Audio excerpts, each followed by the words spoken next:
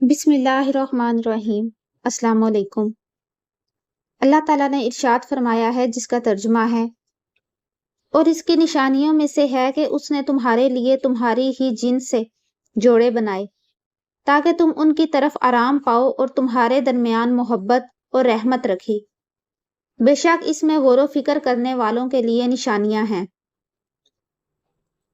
آیت کریمہ میں 3 باتیں بیان فرمائی گئی ہیں جو خانگی نظام زندگی کے لیے سنگ بنیاد اور بطور اصل کے بیان ہوئی ہیں، اور جس کا لحاظ شوہر اور بیوی دونوں کو یکساں رکھنا ضروری ہے۔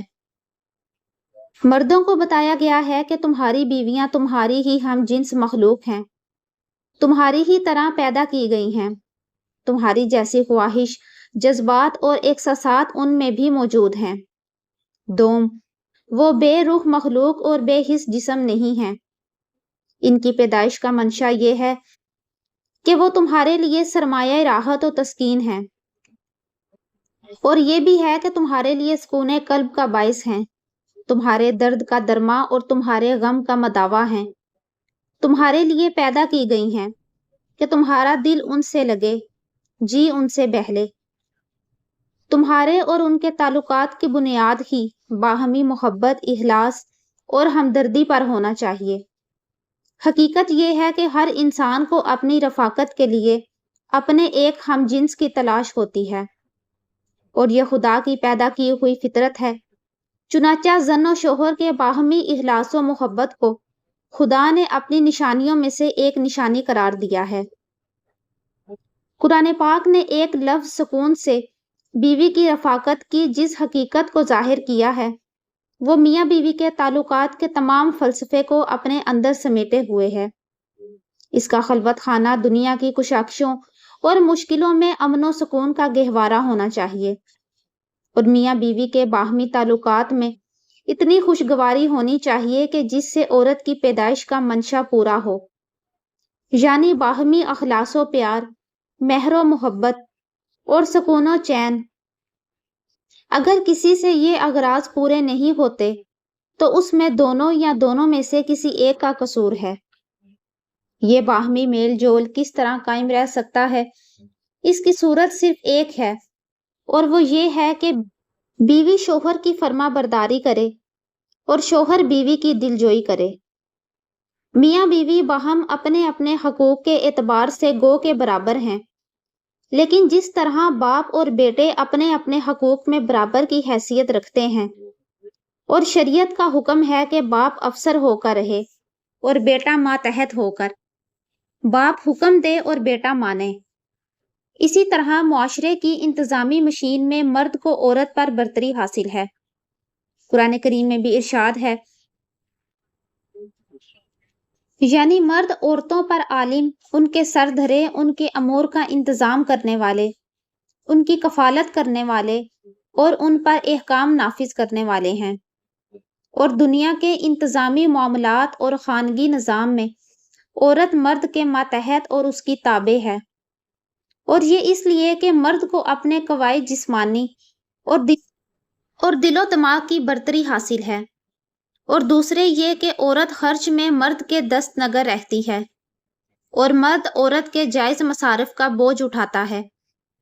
اس لیے نیک بیویوں کی علامت یہ ہے کہ وہ شوہر کی غیر حاضری میں اس کی عزت و ناموس اور اس کے مال و جائیداد کی نگہداشت کرنے والیاں ہوتی ہیں، اور ہمہ اوقات اپنی اور اپنے شوہر کی عزت و آبرو اور مال کا خیال رکھتی ہیں۔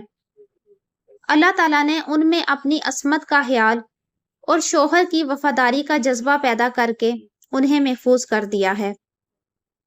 مختصر الفاظ میں عورت کے ذمہ یہ 3 فرائض ہیں جو قرآن کریم نے ان پر عائد کیے ہیں۔ ان میں سے پہلا ہے کہ اپنے شوہر کی اطاعت گزار اور وفادار ہو۔ دوسرا یہ ہے کہ سلیقہ شعار ہو کہ شوہر کے مال و دولت کو برباد نہ کرے، اور تیسرا یہ ہے کہ عفت مآب ہو کہ اپنی اور اپنے شوہر کی عزت و ناموس پر آنچ نہ آنے دے۔ آج کل کی عورتیں اور لڑکیاں ذرا غور کریں اور اپنے دامن میں ذرا جھانک کر دیکھیں کہ وہ اس قرآنی معیار پر کہاں تک پورا اترتی ہیں۔ اب اس سلسلے کی چند احادیث کریمہ سنتے ہیں کہ حضور صلی اللہ تعالیٰ علیہ وآلہ وسلم فرماتے ہیں، عورت پر سب لوگوں سے زیادہ حق اس کے شوہر کا ہے اور مرد پر اس کی ماں کا۔ اگر میں کسی شخص کو کسی مخلوق کے لیے سجدے کا حکم دیتا تو عورت کو حکم دیتا کہ وہ اپنے شوہر کو سجدہ کرے، کہ اللہ تعالیٰ نے مرد کا حق عورتوں کے ذمہ کر دیا ہے۔ قسم ہے اس کی جس کے قبضہ قدرت میں محمد کی جان ہے صلی اللہ تعالیٰ علیہ وآلہ وسلم، عورت اپنے پروردگار کا حق ادا نہ کرے گی جب تک شوہر کے حق ادا نہ کرے۔ عورت ایمان کا مزہ نہ پائے گی جب تک حق شوہر ادا نہ کرے۔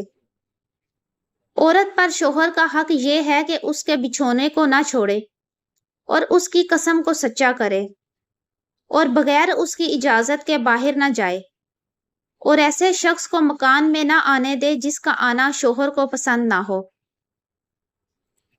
عورت جب 5 نمازیں پڑھے اور ماہ رمضان کے روزے رکھے اور اپنی عزت و ناموس کی حفاظت کرے اور شوہر کی اطاعت کرے تو جنت کے جس دروازے سے چاہے داخل ہو۔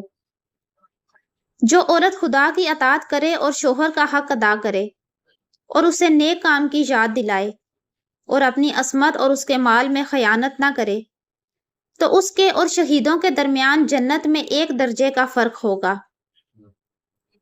وہ عورت جس کا شوہر اس پر ناراض ہے، اس کی نماز قبول نہیں ہوتی اور کوئی نیکی بلند نہیں ہوتی۔ شوہر نے عورت کو بلایا، اس نے انکار کر دیا اور غصے میں اس نے رات گزاری تو صبح تک اس عورت پر فرشتے لعنت بھیجتے رہتے ہیں۔ اور دوسری روایت میں ہے کہ جب تک شوہر اس سے راضی نہ ہو اللہ تعالیٰ اس سے ناراض رہتا ہے۔ جب عورت اپنے شوہر کو دنیا میں ایذا دیتی ہے تو حوریں کہتی ہیں خدا تجھے قتل کرے، اسے ایذا نہ دے، یہ تو تیرے پاس مہمان ہے، عنقریب تجھ سے جدا ہو کر ہمارے پاس آئے گا۔ اے عورتوں، خدا سے ڈرو اور شوہر کی رضامندی کی تلاش میں رہو، اس لیے کہ عورت کو اگر معلوم ہوتا کہ شوہر کا کیا حق ہے تو جب تک یہ اس کے پاس کھاتا رہتا یہ کھڑی رہتی۔ تقویٰ کے بعد نیک بیوی سے بڑھ کر کوئی چیز نہیں کہ شوہر اس سے جو کہے وہ مانے، جب شوہر اس کی طرف دیکھے تو وہ اس کو خوش کر دے، اور اگر شوہر قسم دے کر کچھ کہے تو وہ اس قسم کو پورا کر دے۔